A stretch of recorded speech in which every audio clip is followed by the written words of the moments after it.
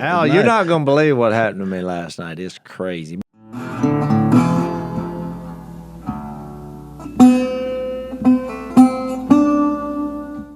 It was fantastic. Now, getting there, we were in this cool little plane. I've ridden on a lot of planes, Al. I know you have. But I've never ridden on the name of it was a series. It's called a Cirrus. It's like circus, except instead of the C, it's an R. Yeah. So Cirrus. Okay. And there's only like, I guess, 600 of them was it in a the jet world. No, it's a jet. Yeah. It's a one-engine Oh, jet. yeah. I've seen and this. the other pilot called it a hot rod. Yeah. Because we got in that thing, and it can move. Takes off like a rocket But ship. it felt like we were in a sci-fi movie because it's real computer-generated, and it's like a little capsule, and you're just But here's what's funny. So the pilot, who just donated his time, and he owns the plane. Yeah. And he does this every year for the event. He goes and picks a guy up, and or I guess it's been guys that have spoken at this thing, and so he, when he's giving us a little safety meeting here before we take off. So it's me and Aunt Bonnie, and on the way there it was him and his son, who's also a pilot. He's like, now if we die. And I kind of stopped. I mean, this was the safety meeting. He started off, now if we die, he said, push this red button. And look, it was literally like a sci-fi movie. There was a big red button in the middle of the plane. He said, that computer will take you home to the nearest airport. I was like, you serious, Clark? Now he said, he said, I'm glad to know there's a red button. There was a red button. That would make me feel pretty good. It looked like a presidential red button. Yeah, right. It was like, here it is. So this was hilarious. And, so he said, this only has one engine. That's what's different about this plane, which I figured out later. That's why it's half the price. Yeah. But the problem is you're probably already going there in your mind. Well, if your engine blows, yeah, you're done. There's no backup engine. Yeah, the red button doesn't help then. So look, he said, if the engine blows, he said, we pull this lever, and it was a parachute lever. He said, it actually has a parachute. And he said, that's just if the engine blows. He said, it's happened twice. Oh, yeah. And he said, and no one was injured. We safely landed. So I was like, gulp. What's crazy is he's landed twice without an engine? Without an engine. Wow. He's landed that plane twice. Wow, I was like, wow. I looked at Bonnie, and she turned a shade of white that I hadn't seen. I was like, well, now we know the rules of engagement. Well, none of this really matters until, on the way home. Because we got there, it was the smoothest plane ride I've ever been on. And you're thinking, it was quick. Yeah. And I thought, man, we're flying Easy outer peasy. space, you know.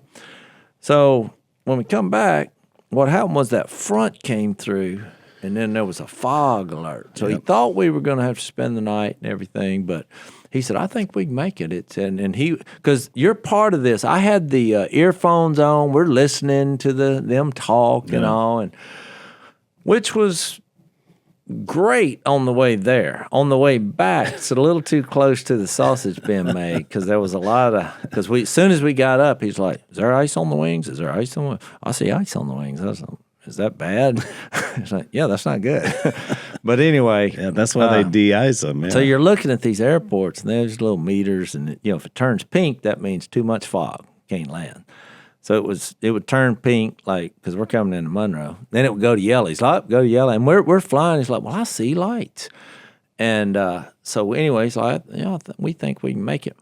So we start going down to land in Monroe. And we're seeing lights and everything. But he had said before, this fog will fool you. Because from up above it, you can see through holes in it. And he's like, sometimes you get down there. And, just what we talking, one pilot?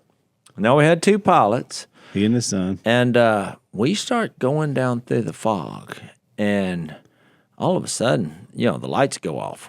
You can't see anything. And, he's talking to the guy, and the guy's like, when's the last time someone's landed here? And he's like, oh, it's been 3 or 4 hours. And he's like, well, that doesn't give us any help, So but I heard the guy say, when you cross whatever the 362 marker was, that's when you'll have to make that decision. And so we're coming down through the fog, and I see that 362. I just saw it for glimpsing second, and we keep going down, and you can't see. And I had said a prayer. I was like, we did a really good event tonight. I'm sure this is going to be fine. And for some reason in my mind, I pictured the Red Sea. I was like, I think this fog's just going to open up, and we're going to be able to see, because we're coming down, and we're down to 300 or 400 feet here. Yeah, we're getting close, and we can't see. And so, for some reason, we just kept going, and I still can't see. And I literally looked out the window, and I was like, we need this fog. I mean, this is how what you were involved in. This is exactly. I mean, that's scary because the pilots are a little bit more aggressive. You're like, but that's why these small planes, they crash all the time. Yeah, I was living my life through the pilot, scary. and I thought this is how Kobe Bryant died. By the way. So look, then I looked over at I looked at the red button, and I thought, why are we not pushing that? You know what I mean? Let the computer do it.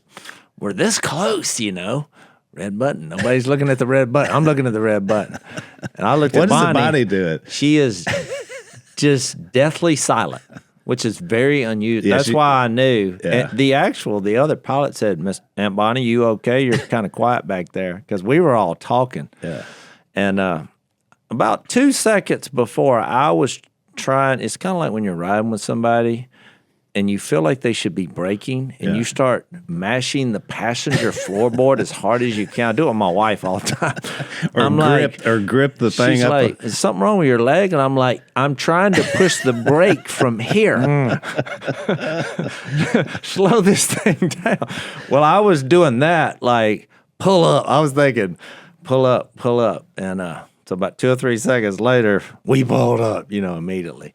So then it gets to, now what? Well, let's check the fuel. Now we're checking the fuel. I mean, we're done with that. Yeah. It's like we have to find an alternate, and we were going to do Ruston. That was the plan. But then we looked at Ruston when now it's pink. Yeah. So he's like, 2 choices, El Dorado or Shreveport. And I said, well, what are the people on those towers saying? He's like, well, let's ask them. Well, El Dorado was... I'm more concerned that you are involved in the process. I was involved in the process. That concerns me, because it's like, you're just sitting in the back. You're not supposed to know how the sausage is made. No, because he was like... You're supposed to be behind at the counter ordering the meat. You're not supposed to be back there with I want it packaged. In his defense... I don't want to know. I don't want to know. Because old Steve was a spectacular pilot. He was like, doesn't matter to us. We're getting out of here. But... You're going to be without a vehicle. Yeah. It's the middle of the night. So he's asking you more because you know the area. Yeah, that's right. I was like, let's go to El Dorado, because I heard when he said it's all clear, no fog. Because I was thinking Shreveport, we're still in Louisiana. Because we were going to go to Ruston. That was the backup plan. Yeah, it was now fogged in. I was like, maybe this thing's moving west. Yeah. I mean, because then I thought, well, how much fuel we got? He's like, well, we got enough to make it to Shreveport. And I was like, well, then what if it's fogged up? That's right. We're pushing that red button in. Or the parachute. Jase is bad wanting to push the button. I have to admit, I was ready, I'm always ready. Yeah. And I've been involved in a couple emergency landings. So I wasn't concerned about it, but I just thought, this is pretty hairy. I mean, because that fog, he was not landing there. You could not see. I could not see driving last night. I mean, there were a couple of times driving home. That's super dangerous. I mean, that's how bad the fog was. But you know what? We would have had one heck of a podcast, Jase. This is when all the excitement started, when I landed in a little place called El Dorado, Arkansas. And we got there. Dog. And, of course, I was telling Missy, I was like, what time? Bonnie, I was like, what time is it? After 10 o'clock, and the time change, it all messed up. I was like, she turns into a pumpkin at 10. Because I was like, I have a friend in Ruston I was going to call and get a ride. And, but El Dorado, I don't know anybody.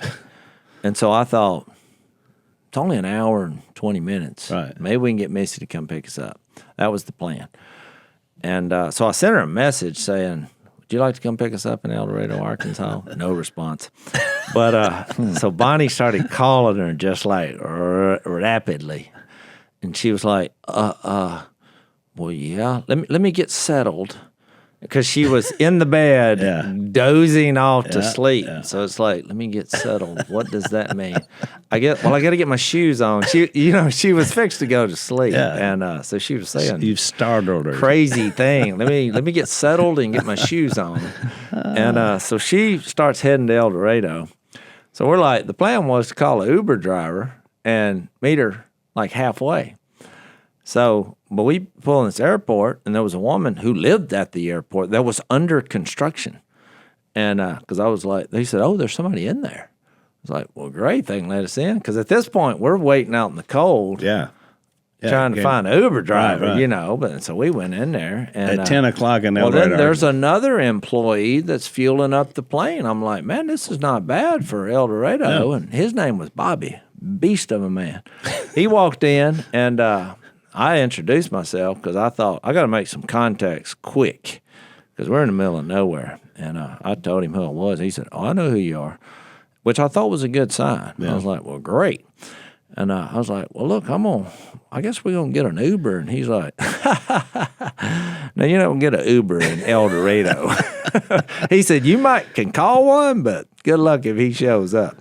But so anyway, he said, well, where you need to go? And I was like, well, I'm not sure. I want to meet my wife somewhere. And he's like, let's go. So Beast Bobby. We took off. Oh, yeah, he got some gas, and he's driving pretty rapidly. And all of a sudden, I look up, and there's 2 deer standing, I would say 10 feet in front of our vehicle that's going, let's just put it, we're going the full maximum amount of the speed limit. And I thought, this is where it ends.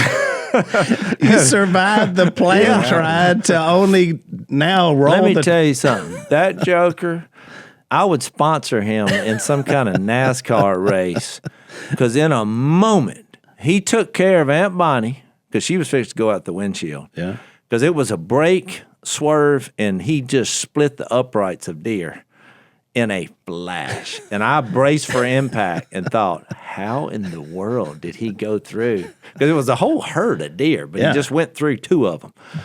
I mean, just in the middle of the road. And I thought, wow, that just happened. He's like, you okay, Aunt Bonnie? So no wonder Bonnie sent me a note says she's resigned from taking care of Jase now. And I understand. So anyway, long story short, we start trying to call Missy, and he's like, "Meet me at the old stone church." And he told Missy that, and she's like, "Old Stone Church." Now, how do I? He's like, "No, it's not it's just a road." And so after we hung up, I thought, I don't think we're going to meet her there. She had no idea. Right. He's like, oh, I thought she had been up this way before. I was like, well, she has, but that was kind of we got a guy like that, John Godwin, go down there, there's 3 curves, there's a silo on the left, and take a right. There's usually a guy named Jase that's out by his truck. Yeah. Got an old hound dog that'll probably come up there, but he won't bite. So then I started thinking, well, at some point, we're going to pass each other. And he's like, and I said that, and he's like, what's she drive? And I said, I told him the story because it's embarrassing to say we have a Wagoneer. It's like the most expensive car you can buy. It's like, it was during COVID. She had to have a vehicle. That's the only one for sale. Trying to justify the car. Yeah. And I said, and trust me, if she meets at Old Stone Point, somebody's going to think she has some drugs in her car. Because why would somebody be parked on the side of the road at midnight in this fancy car? And he said, what's your drive? I was like, big white Wagoneer. You got to remember, we've been on the road here for 30, 40 minutes, and she passes us at that moment. He said, white Wagoneer. So you're like, well, why aren't you calling her? We don't have a signal. That's right. That joker did a U-turn in the road because he thought, if we can't get a hold of her, she's going to head to the airport. And sure enough, Bonnie said, I got her. And she's like, we just passed you. We pull, it's like midnight. We pull on the side of the road. She's got her flashers on, and that's how I got with her. And we limped. Craziest story we ever. limped home.